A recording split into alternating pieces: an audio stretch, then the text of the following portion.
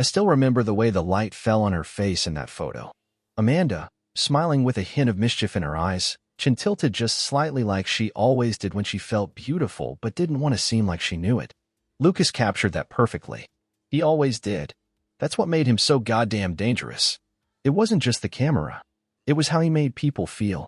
How he made her feel. I never liked Lucas from the start, but I was too trusting, too in love, maybe too naive. Amanda said he was just a photographer, someone she was working with on a creative project. A portfolio, she told me, to rediscover her sensuality. Everyone's doing boudoir shoots these days, she said, and I believed her because, why wouldn't I? She told me it was about empowerment, about finding herself again. After 2 kids and nearly 8 years of marriage, she felt like her body wasn't hers anymore. That made sense to me. I wanted her to feel confident again. I even helped her pick the damn lingerie. That's what's really twisted about it. I wanted her to feel beautiful, just not with him. The first crack in the glass came on a Sunday afternoon, mid-October. Amanda had left her laptop open in the kitchen. Not unusual. What was unusual was the string of unsent emails in her drafts folder. I shouldn't have looked, but instinct overrides decency when something in your gut starts whispering that your world's about to fall apart. One subject line read, "I can still feel your hands." I opened it. Read every word. And when I tell you it wasn't just the mention of sex that broke me, I mean it. It was the poetry. The way she described him. How his lens didn't just capture her, but saw her, every inch of her, inside and out. She said he made her feel like a living, breathing masterpiece, not just someone's wife or mother. I'd never been good with words. Maybe I'd never made her feel like art. I confronted her that night. She didn't deny it. Didn't even flinch. "I'm not sorry," she said, arms crossed, voice flat. "Not about him. Not about what I felt. I've been fading for years, and you didn't even notice." There's no template for what a man's supposed to do in that moment. Some scream. Some cry. I just stood there. All the blood drained from my limbs.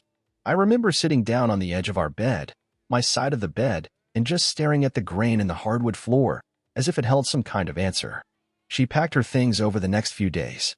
Not all of them. Just enough to feel like she was never really coming back. Amanda moved in with Lucas within a week. I stopped sleeping. My appetite vanished.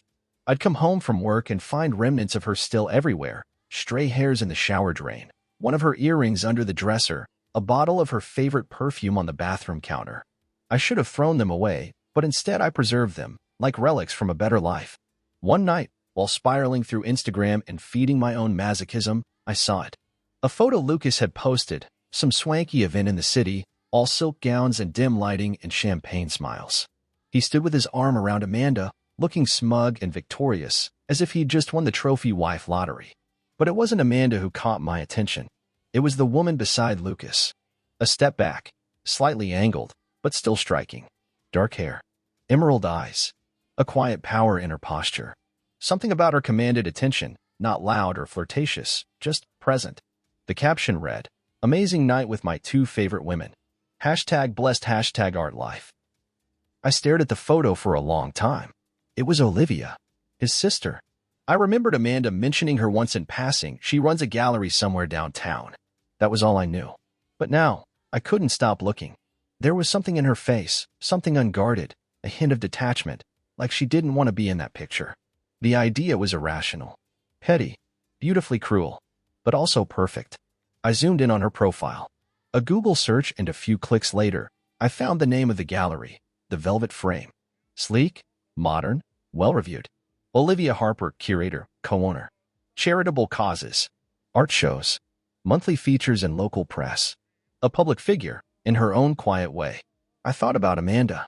About Lucas. About the nights I sat alone while they made art together with their bodies, no doubt claiming it was somehow transcendent. Beautiful, even. What if I turned their muse against them? What if I played the same game, but sharper? It started as a fantasy. A bitter little spark meant only to warm my ego for a while. But as I stared at Olivia's photo again, her hand loosely resting on her hip, her eyes almost challenging the camera, that spark caught fire. I didn't want to destroy Amanda. I wanted her to see me again. And I knew just how I'd do it. I hadn't set foot in an art gallery in years. Not since Amanda dragged me to one of Lucas's first exhibits. The one where he projected nude silhouettes of women against cascading waterfalls and called it fluid truth. I remember standing in a room full of well-dressed strangers nodding sagely at bare bodies, while Amanda whispered, "Isn't this powerful?" And I just mumbled, "Yeah, sure," pretending to understand something I didn't. So walking into the velvet frame felt like crossing enemy lines. The space was all glass and polished concrete, the kind of atmosphere that made you instinctively lower your voice. Sparse but intentional. Paintings and framed photographs hung along exposed brick walls, each illuminated by strategically angled spotlights. The scent of sandalwood floated in the air, subtle but confident, like everything else in that place. And there she was, Olivia Harper. She stood at the far end of the room, adjusting the placement of a minimalist sculpture on a white pedestal. Black dress, hair pulled into a clean knot. No jewelry except a single ring, bold, silver, geometric. She was arresting in a quiet, elemental way, like gravity. I cleared my throat softly as I approached. She didn't look up. "It's a beautiful piece," I said, eyes on the sculpture. She turned toward me slowly, arms folding across her chest. "I know you," she said, before I could introduce myself. "You're Amanda's husband." "Ex-husband." "Not legally," I replied, my voice a little too dry. "But I suppose the title expired the moment she started sleeping with your brother." Her mouth twitched, not quite a smile, not quite a wince. "Lucas has a talent for disruption," she said after a pause. "But I guess you know that better than most." There was no malice in her voice, just a kind of weary honesty that caught me off guard. She gestured toward a small bar tucked into a corner near the office space. "Coffee?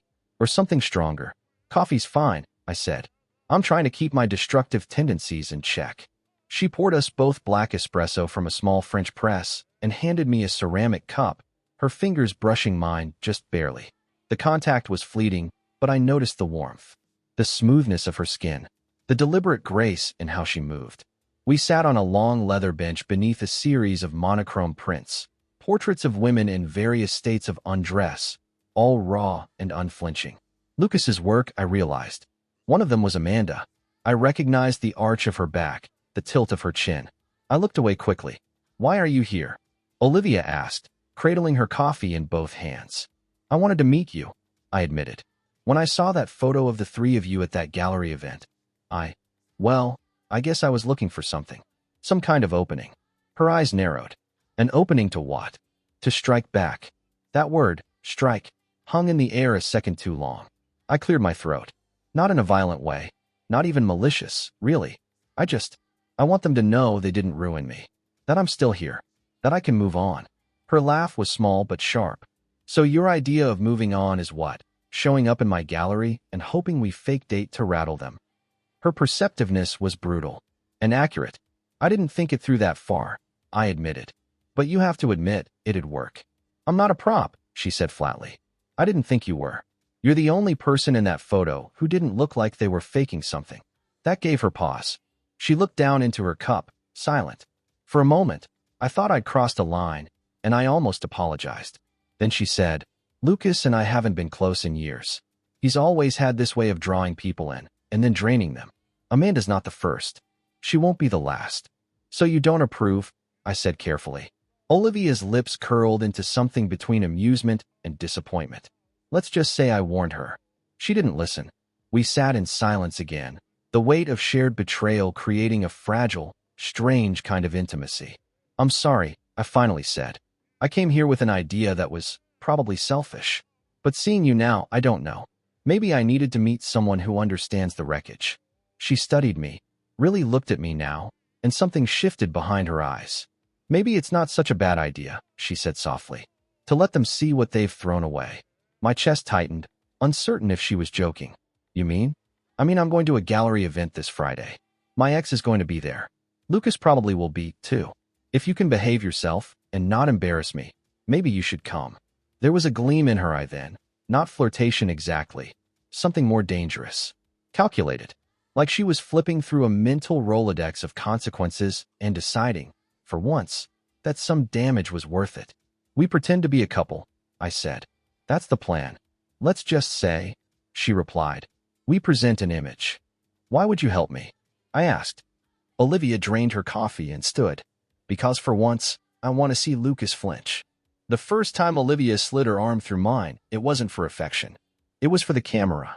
It was a Friday evening, and we stood on the front steps of the Sinclair Gallery in Midtown, dressed like we belonged there.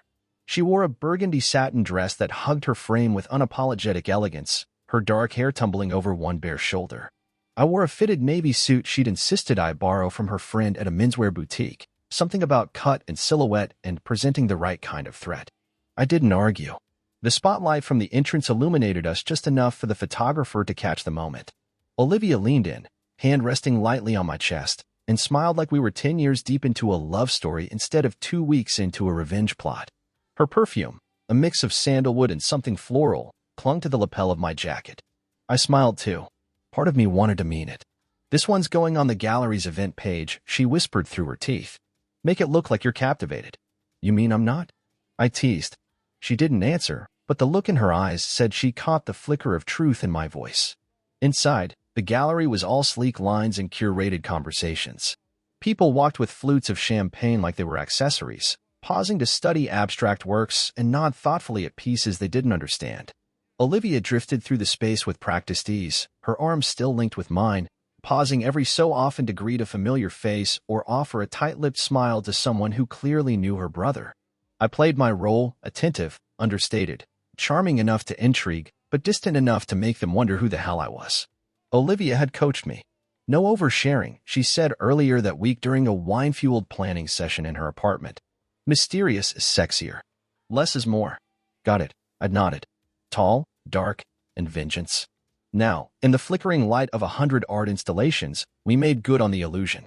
Every time someone asked how long we'd been dating, she gave a different answer. 6 months to one couple. Just met last week to another. One man, tall, with tired eyes and a knowing smirk, smiled and said, "About time you moved on from Lucas's shadow, Olivia." She didn't flinch. Just sipped her champagne and pulled me a half-step closer. After the third pass through the exhibit, we retreated to a quieter alcove where the crowd thinned. The room displayed intimate portraiture, soft tones, and softer shadows. Olivia leaned back against the wall, her breath shallow, her gaze flicking over the crowd like she was scanning for ghosts. "He's not here yet," she murmured. "Getting nervous?" "Not nervous," she said, brushing a strand of hair behind her ear. "Just eager. I want him to see." We didn't have to wait long.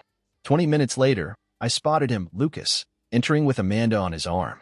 She looked radiant, polished, confident, wearing a deep green dress that clung in all the places I used to call mine. Her fingers were laced through his, her lips curled into that same self-satisfied smirk I remembered from when she'd told me she was finding herself. Lucas looked just as smug in person as he did online. Perfect stubble, tailored blazer, that effortless way of walking into a room like he owned the narrative. But when his eyes fell on us, on Olivia standing next to me, her hand curled gently around my wrist, something flickered. Not rage, not confusion, but surprise. And then, something colder, irritation. Amanda's expression changed too. Her smile faltered, just slightly. She didn't let go of his hand, but her grip tightened. I saw it. Olivia saw it too. "Well," Olivia whispered, "there's our cue." She stepped in front of me, trailing her fingers along my jaw like we were alone in the room. Her eyes held mine with deliberate intensity. Then she kissed me. It was slow, deliberate, not some peck for appearances. Her mouth met mine in a way that made me forget we were pretending. Her fingers curled behind my neck, pulling me closer, deepening the moment until the air around us blurred and faded. The kiss wasn't staged, it was alive. Fierce. Messy with meaning we hadn't yet agreed to say out loud. When she finally pulled back, her cheeks were flushed. Mine probably were too. We both turned toward Amanda and Lucas. Amanda's eyes were on Olivia. Cold. Calculating. A crack in her mask. Lucas just smirked like he was amused but unimpressed. His gaze flicked to Olivia with something like disdain. Olivia exhaled, brushing imaginary dust from her sleeve. "Mission accomplished?" I asked under my breath. She didn't answer right away. Instead, she led me toward the exit, her hand in mine. As we passed Amanda, she offered a short nod, like two generals acknowledging the battlefield. "Olivia," Amanda said coolly. "Didn't expect to see you here." "Likewise," Olivia replied. But I couldn't miss an opportunity to support real art. Lucas raised an eyebrow. "And who's this?" "This is Daniel," Olivia said without looking at me. "He's very good with frames." I almost laughed. Amanda blinked, clearly unsure how to respond. "I hope you're both happy," she said, her voice tight. We are, I said. Olivia squeezed my hand once. Then we left. Outside, we stood in the crisp night air, the city humming around us. That was intense, I said. Olivia tilted her head. You handled it well. You kissed me. You kissed me back. I smiled. Yeah, I did. A pause hung between us. Charged. Confusing. Still just pretending? I asked. Olivia looked at me, her expression unreadable. Let's keep pretending until it doesn't feel like it anymore. The charity gala was held at the Crownwood Hotel, one of those old money establishments wrapped in gold accents and hushed reverence.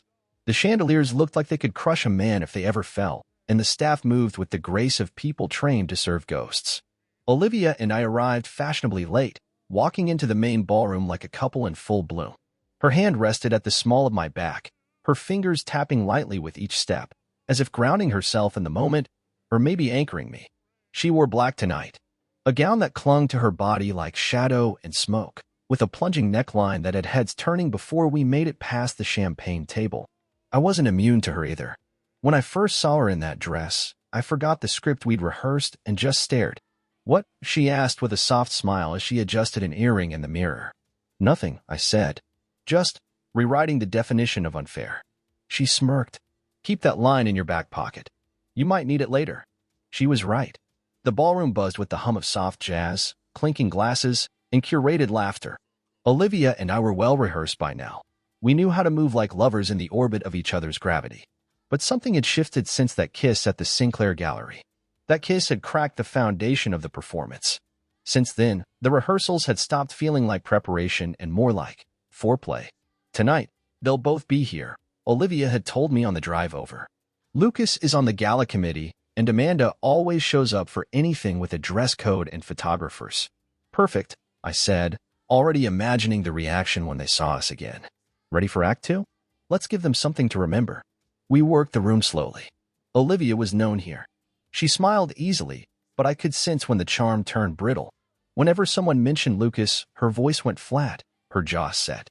I offered a steady presence beside her, hand at her waist, our bodies brushing in small, unintentional touches that didn't feel quite so unintentional anymore. And then they arrived. Lucas, in a tailored three-piece suit, all peacock pride and calculated elegance. Amanda beside him, draped in red, her hair curled into Hollywood waves, lips painted to match the gown. They looked like a fashion spread, or like an ad for infidelity. Olivia saw them before I did. Her eyes hardened just slightly, but she smiled anyway and turned toward me. They're watching, she whispered. I didn't need to ask who. She leaned in, her lips brushing the edge of my jaw, and said, do something reckless. Define reckless. Kiss me, like you did last time. Only don't stop this time. So I did. Right there on the marble edge of that high society event, I pulled her close and kissed her like I'd forgotten it was an act. Maybe I had. Her hands framed my face, her mouth parting just slightly before deepening the kiss. We were two people caught in something magnetic, something deliberately theatrical but undeniably electric. When we pulled apart, the crowd around us hadn't noticed, except for the two people who mattered. Amanda stood frozen mid-sip of her wine, eyes locked on us. Lucas had turned away, pretending to laugh at something a man beside him had said, but I caught the tightening of his jaw. A silent tell. You're enjoying this more than you expected, Olivia said, her voice low, her fingers still tangled in my lapel. Can you blame me? We walked past them a few minutes later, deliberately close. Amanda didn't say anything, but her eyes followed Olivia like she wanted to flay her with a glance. Lucas, however, stepped forward. Olivia, he said, voice smooth but sharp, like glass dipped in honey. Didn't expect to see you bringing a date. Lucas, she replied, smiling sweetly. Didn't expect to see you playing house with my leftovers. His smile cracked, but only a little. Amanda narrowed her eyes, but still said nothing. And you are? Lucas asked, turning his gaze to me with that cocky amusement that made me want to break something. I offered my hand. Daniel, Olivia's partner. In what exactly? In everything that matters. Lucas's jaw twitched. Amanda blinked, looking between us as if trying to decipher whether it was real or staged. We let her wonder. We moved on, and the rest of the evening passed in a blur of music and conversation that neither of us really heard. We kept close, drank a little too much champagne, and let the high of revenge carry us through.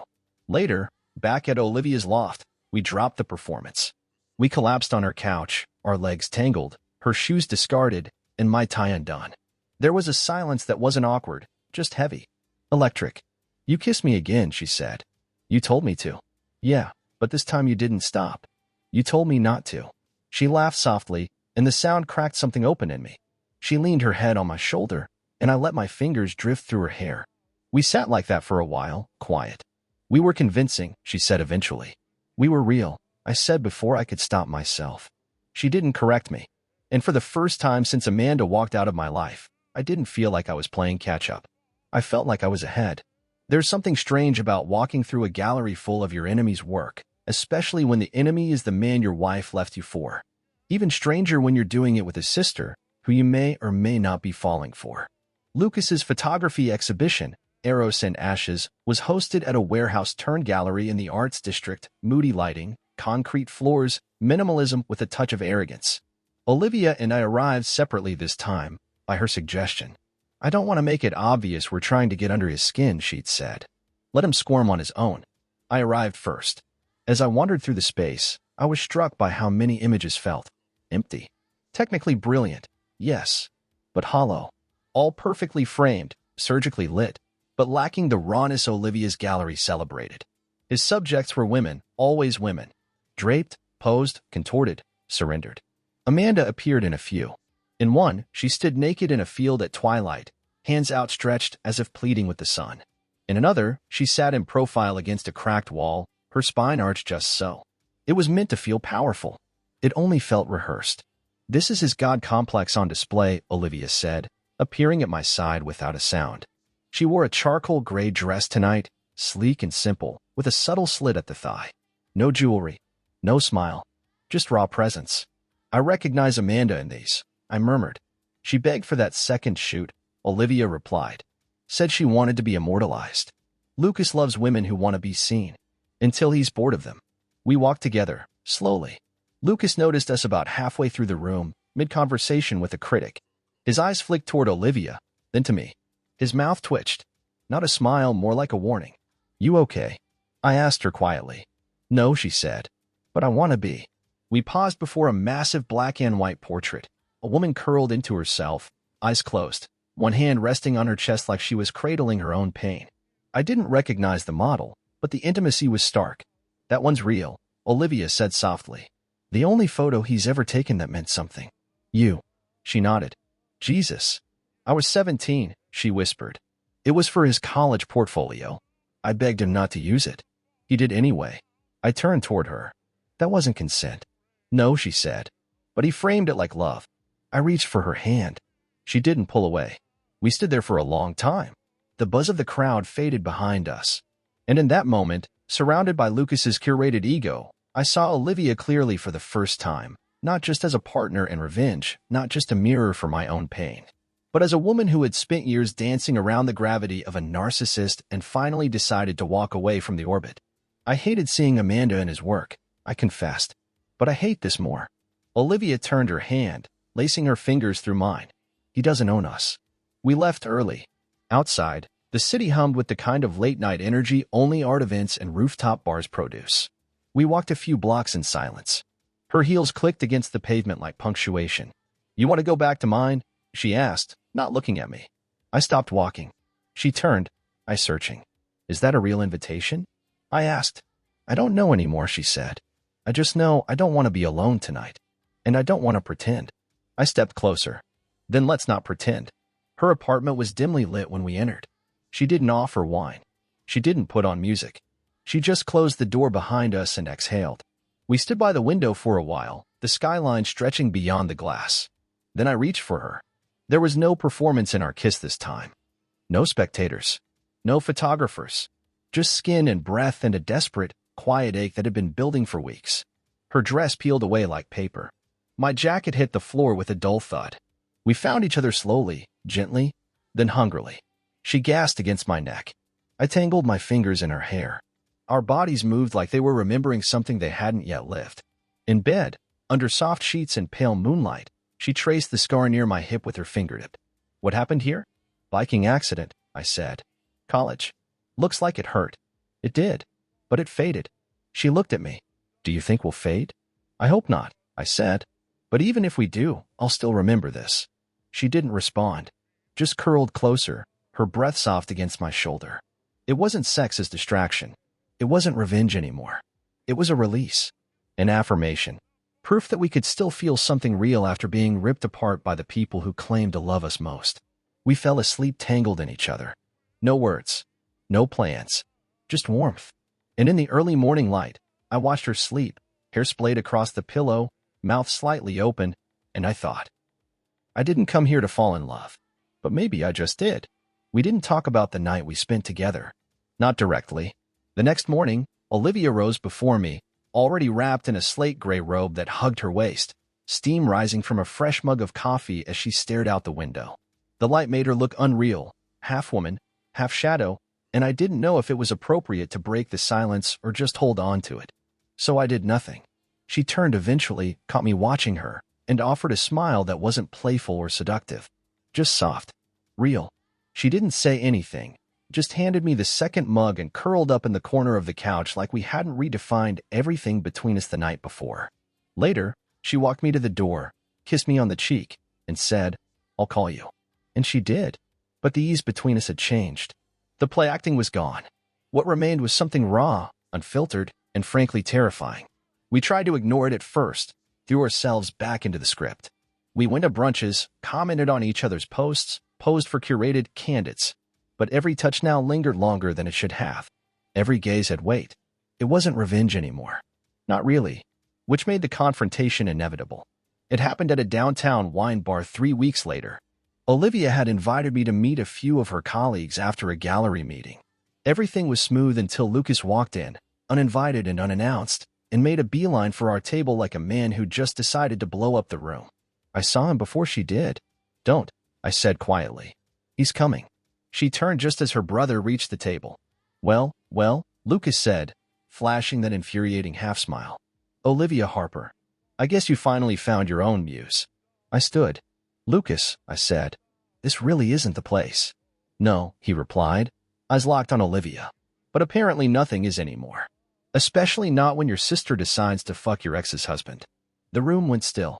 Olivia's jaw clenched, but she didn't rise. She looked at him like she was seeing something rotting in the corner of a gallery. You're angry, she said coolly. But not because of me. You're angry because Amanda's slipping. She's bored. And you hate when your puppets stop dancing. Lucas laughed bitterly. Please. Amanda's fine. She looked anything but at that last gala. He glanced at me, a flicker of jealousy beneath the arrogance. So this is real now? The two of you? No, Olivia said. This is more than real. This is mine. Lucas stepped back slightly, visibly rattled. You've always been like this, he said, voice tight. You sabotage everything just to prove you're independent. It's pathetic.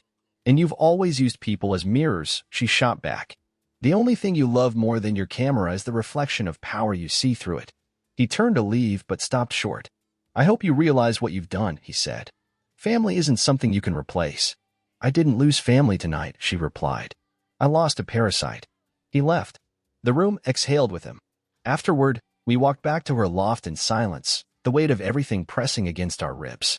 We sat across from each other, the air electric with tension, neither of us reaching for the other. I think he meant it, I said finally. He won't come back from this. Good, Olivia whispered. I'm tired of mourning someone who never gave a damn about me. She got up, went to the kitchen, poured 2 glasses of bourbon, handed me one, and leaned against the counter. Are you okay? I asked. No, she said. But I'm not broken. We sat on the floor of her kitchen that night, drinking and unpacking stories we hadn't told. She told me about their childhood, how Lucas always got the spotlight, how her successes were footnotes to his narrative. I told her about Amanda's slow drift, how I thought love was maintenance, not magic, and how I'd stopped looking for sparks until they were lighting my house on fire. We were both running from ghosts, but somehow we'd ended up in the same place. By the time I left, the city had quieted, and so had the noise inside me. She kissed me on the mouth before I walked out the door, soft, intentional, like a promise. We didn't say what this was. We didn't need to. That weekend, Amanda called me. I almost didn't answer, but curiosity overruled caution. Daniel, she said, voice strained. Can we talk? I don't think there's anything left to say, I replied. She paused. It's not about that. It's about Lucas. I felt my stomach tighten. What about him? He's different lately. Cold. distant. He started deleting pictures of me, ones he loved before. And I found a message he's meeting with someone. A woman. I don't know who. I didn't respond. I'm not sure he's who I thought he was. Neither was I said. You figured that out about me too late. Now it's just your turn. Daniel, she whispered. Did you ever love me? I sighed. I loved who you were when you still saw me. Click. I ended the call before she could reply. And I realized then I wasn't doing this for closure anymore. I was doing this because Olivia and I had found something amid the wreckage neither of us had expected. Something more than revenge. I wasn't surprised when Amanda showed up at my apartment unannounced. She had a habit of arriving when it was already too late to fix things, too late to ask for forgiveness, too late to make it make sense. She stood outside my door in a gray coat, eyes rimmed with shadow, mascara faintly smudged under one eye. Her posture was fragile in a way that was unfamiliar to me. Amanda was never the one who looked small. Until now. I shouldn't be here, she said the moment I opened the door. You're right, I said, stepping aside anyway. She walked in slowly, fingers clasped like she didn't know what to do with her hands. The space was still unfamiliar to her, the life I'd started building post-Amanda. It was cleaner, simpler, quieter. She sat down on the edge of the couch, barely denting the cushion. I've been thinking about you, she said. That's dangerous. She gave a weak smile. I deserve that. We sat in silence for a moment. The weight of things unspoken hung between us like fog. I'm not happy, she said finally. With him. With myself. With any of it. She hesitated. It was supposed to feel right. It felt exciting. Alive. For a little while, anyway. But now it just feels empty. I watched her. This woman I used to wake up beside every day, now sitting in my living room like a guest, searching for something to hold on to.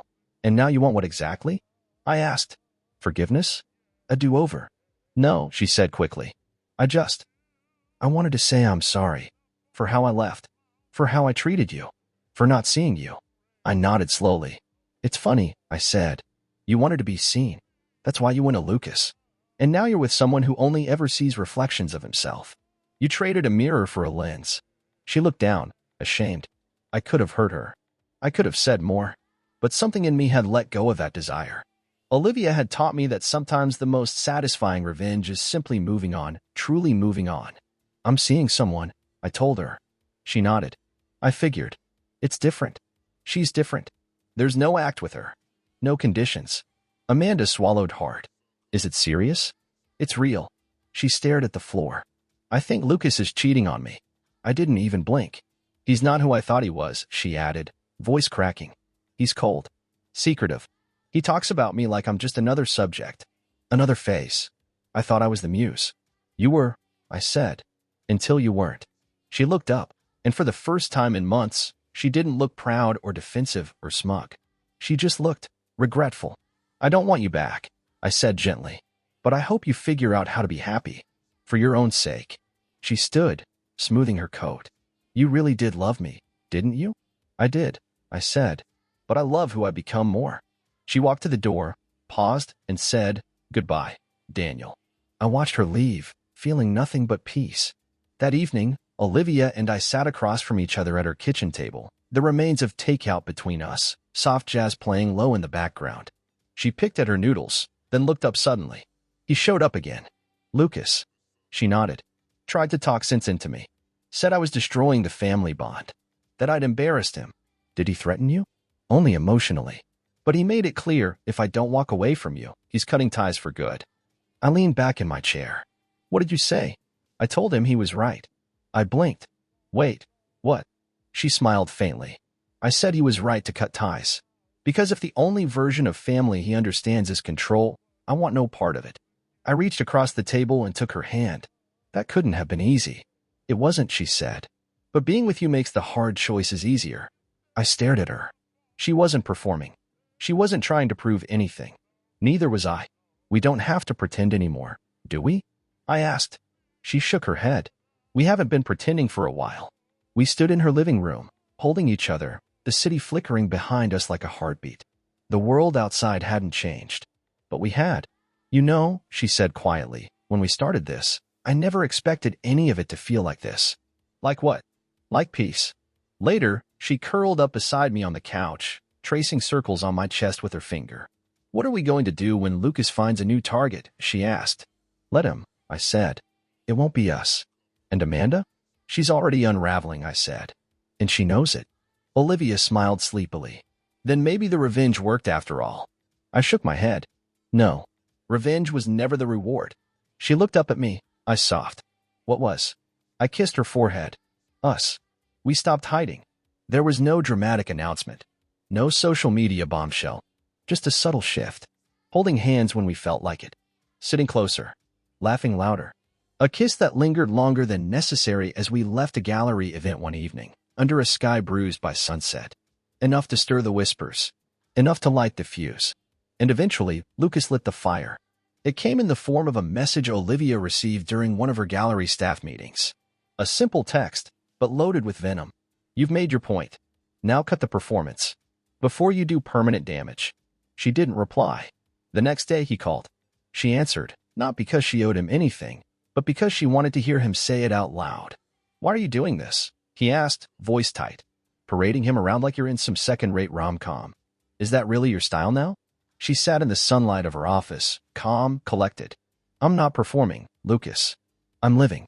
I've tolerated a lot from you over the years, he snapped. But this? This is crossing a line. No, she said. You don't get to draw lines anymore. There was a pause, a subtle shift in tone, as if he realized she was no longer flinching. You're really throwing this away? Family? Me. I didn't throw you away, Lucas. I just stopped letting you drag me down. He went quiet for a moment. When he spoke again, his voice was colder. You're on your own now.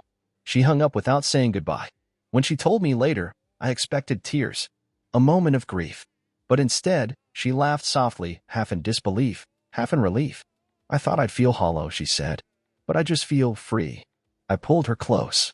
Sometimes losing someone is the only way to gain yourself. A week later, I posted a photo. Nothing flashy. Just Olivia and me on the rooftop of her building, her head on my shoulder, the city behind us. The caption was simple. Sometimes the best things come after everything breaks. The likes rolled in. Some comments. A few texts from old friends I hadn't heard from in months. But one name stood out. Amanda. She messaged me that evening. You look happy. Like really happy. I didn't respond immediately. It's strange. I thought I'd feel jealous. But I think I'm just sad. Not because of you. Because I don't have that. Not with him. Not with anyone. And then, did I ever make you feel the way she makes you feel now? I stared at the message for a long time. Finally, I typed.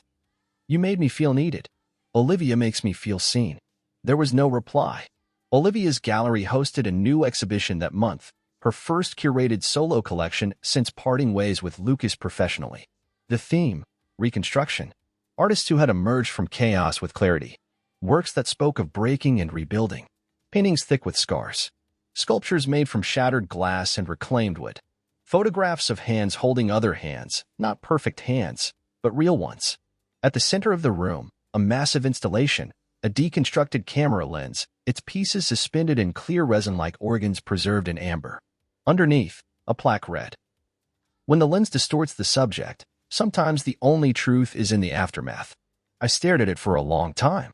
Later that night, after the event wound down and only a few stragglers remained, Olivia and I stood in the center of the gallery, sipping the last of the champagne. You named the piece Closure, I said, reading the small script in the corner. I wanted to name it Lucas, she said, smirking. But that felt petty. I laughed. You've earned a little petty. She leaned into me. Do you think people believe it now? That we're real? I took her hand and kissed it, right there under the cold glow of track lighting. I don't care if they believe it. I know it. We stood in silence for a long while. The buzz of conversation and footfalls replaced by the hum of electricity and the echo of stillness. You know, she said, I was so focused on revenge at first, on getting even, making him squirm. But now, I just want to live, to build something that isn't rooted in what we lost. We are, I said. We already are. She kissed me then, not for anyone's camera, not to provoke, just because. And that's when I knew. Love born out of fire doesn't always burn out. Sometimes it purifies. Later, as we walked back to her loft under the streetlights, Olivia reached for my hand again. Something small, automatic now. And as she looked at me with that half smile of hers, the one that still undid me in the quietest ways. She said something I'll never forget. I used to want him to hurt, to lose. Now I just want us to win. And that night, lying tangled in her sheets with the city humming below us, I whispered the only promise I knew I could keep. We already have. It was a Tuesday morning when Amanda called again. I almost didn't pick up. Her name flashing across my screen still triggered something. An echo of who I used to be. The man who once checked his phone hoping it was her. But I was someone else now. Still, I answered. Her voice was soft. Not broken, not hysterical. Just small. I'm sorry, she said, without a greeting. For reaching out again. I know it's wrong. Then why do it? I asked gently. I don't know, she said. Because I think I finally see what I refused to before. And because I'm afraid it's too late. It is, I said. There was a pause. I thought Lucas saw me, she said. I thought that was enough. But I realized he only ever wanted to capture me. Not know me. I was just something beautiful to frame. And now he's moved on. I closed my eyes, inhaling slowly. Amanda, what you're describing, it's not love. It never was. And I think you knew that even before you left. You're right, she said quietly. I wanted something more. But I didn't know how to find it. So I mistook desire for depth. Passion for permanence. And now I miss feeling loved. I didn't say anything. I saw the photo of you and Olivia, she added. The one on the rooftop. You looked real. The way you held her. The way she looked at you. She sees me. I said. Every scar, every failure. Not just what's easy to love. Amanda let out a soft sigh. I don't think anyone ever saw me like that. You never gave anyone the chance, I said. You were always posing. Even with me. There was silence again. I just wanted you to know I'm sorry, she said. Not for choosing him, but for forgetting how much you once meant to me. I haven't forgotten, I replied. I just don't need it anymore. And then, for the first time since the betrayal, I felt the grief lift, not ripped away, not burned out, but gently set down. It was over, not with rage or revenge, but with peace. The next day, Lucas called Olivia. She let it go to voicemail, then played it on speaker while we sat at her desk, sipping tea as if preparing for an autopsy. His voice was tense, controlled, but his words were unraveling. I made a mistake. I see that now. Amanda was never you. She was just a placeholder. I thought I could replace what I had with you, but she's not you. She doesn't challenge me. She doesn't care about the art. I need you back. He paused, then added, more quietly, I can't get another show funded without you. You're the only one who made me legitimate. Olivia looked at me, wide-eyed. Then she burst out laughing. He's not even hiding it, she said. It's not about love. It's about leverage. You expected sincerity? I asked, smiling. No, she said, but I hoped for at least a hint of shame. We sat there for a moment, listening to the silence after the message ended. What are you going to do? I asked. I'm going to send him a photo, she said. She pulled up her phone, selected an image from the reconstruction opening. It was of the two of us standing under her lens installation, smiling, her head against my shoulder. Real. Whole. Unshakable. She sent it with no caption. 3 dots appeared on the screen. Typing. Then they vanished. We didn't hear from him again. Olivia's phone buzzed later that afternoon. A message from an art publication she admired. They wanted to feature her work in a national spread, framing revenge, from muse to curator. They wanted a story, not about Lucas, not about the breakup, about her, about how she reclaimed her identity, reclaimed her power. When she told me, she didn't scream or cry or pop a bottle of champagne. She just smiled. It finally happened, she said. You earned it. No, she said. I built it. That weekend, Amanda reached out one last time. She sent me a single photo, a printed image of the first shoot she'd done with Lucas, the one that started it all. She'd burned it, blackened edges, his signature scorched but still faintly visible at the bottom. I found this in a box. Thought it was beautiful once. Now I see it for what it really was. Thank you for showing me the difference. I didn't reply. I didn't need to. Some stories end with confrontation. Ours ended with clarity. Olivia and I spent that Sunday morning walking through a park just outside the city. No plans. No performance. Just us. We stopped at a coffee cart. She wore an oversized sweater and no makeup. I couldn't take my eyes off her. You know, she said, sipping her drink, for all the chaos that brought us together. I don't regret any of it. Me either, I said, because it brought me here. She smiled and stepped into me, arms wrapping around my waist as people bustled around us. It wasn't for show. There were no lenses, no audiences, no exes to impress. Just two people who had been broken and framed and found something beautiful in the wreckage. And in that moment, I realized the truth. Pictures may lie, but love never does. The exhibition was called Framing Revenge, but Olivia never said the word out loud. Not once. She said it in the artwork instead, in every line, every texture, every captured expression that danced along the gallery walls. No captions, no context, just raw, reclaimed beauty. A body of work that carried scars like medals, love like armor, and truth like a weapon no one could wield against her anymore. Opening night buzzed like an electric current. The crowd was thick, murmuring, transfixed. Critics, collectors, fellow artists. A few familiar faces, too. Some old, some unwelcome. I spotted Amanda near the back wall. She stood alone, not dressed to impress, not clinging to anyone's arm. Just watching. Quiet. Her eyes met mine once. She didn't approach. She didn't need to. That chapter had ended. Lucas never showed. Maybe he couldn't face the truth this time, not when it stared down from every piece on the wall, stripped of his lens, his control, his credit. I wandered through the gallery, stopping in front of a photograph Olivia had taken of me just a few weeks prior. I hadn't known she'd been working on it, much less that she'd chosen it for the exhibit. It wasn't glamorous. It wasn't flattering. It was just honest. I stood in profile, half in shadow, half in light. Unshaven, arms crossed. A glint of something behind the eyes, not anger, not sadness, but something settled, like a man who had finally climbed out of the wreckage and learned how to breathe again. She came up behind me, resting a hand on my back. "You didn't tell me this was in the show," I said, smiling. "I didn't want you to overthink it. You really think it belongs here?" She stepped beside me and stared at the image. "That one's the heart of the collection." I looked at her. "Seriously?" She nodded. "It's not about what happened anymore. It's about what survived." I kissed her there, under the soft museum lights, as strangers filed by, pausing to glance but never stare too long.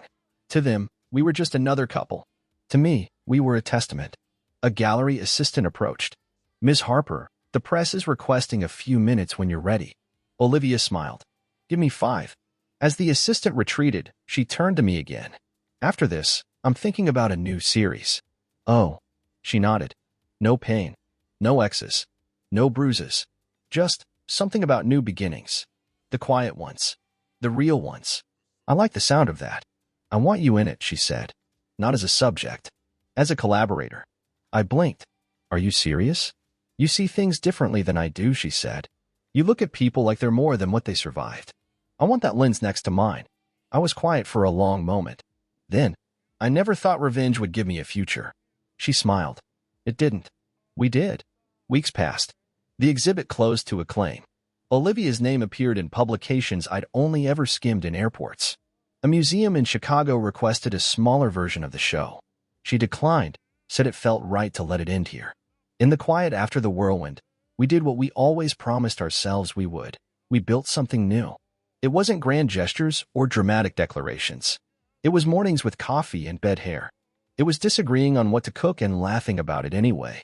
It was slow Sundays and shared playlists and her legs tangled in mine under the blankets while the city murmured just outside our window. She started the new series. Stillness. Photos of people alone, not lonely, but present, at peace. And slowly, she let me help, setting the stage, adjusting lighting, talking through concepts. I learned how to see the world through her eyes. She learned how to trust mine. And somewhere along the way, I stopped feeling like a man defined by betrayal. I was no longer the ex-husband, no longer the abandoned, no longer the man left behind. I was the man beside her. 6 months later, we returned to the Velvet Frame for the opening of her new series. The gallery was quieter this time, more intimate. The crowd came not for spectacle, but for honesty. At the center of the room was a diptych, 2 photographs mounted side by side. One was Olivia, candid, caught laughing, hair messy, eyes crinkled, joy incarnate. The other was me, not smiling, but soft, present, fully there. Between the 2 photos, a single title card. A new frame. No context. No artist statement. Just us. Unfiltered. Undistorted. Real. Later that night, after the last guest had left and the gallery lights dimmed to soft gold, Olivia wrapped her arms around my waist and whispered, "We did it." "No," I said. "You did it." She shook her head. "We turned pain into power. Together." I kissed her forehead. "So what now?" She looked around at the space we'd once used as a stage for vengeance, now transformed into a home for healing. "Now," she said, "we stopped looking back." And we did. Together, we stepped into the quiet, beautiful unknown.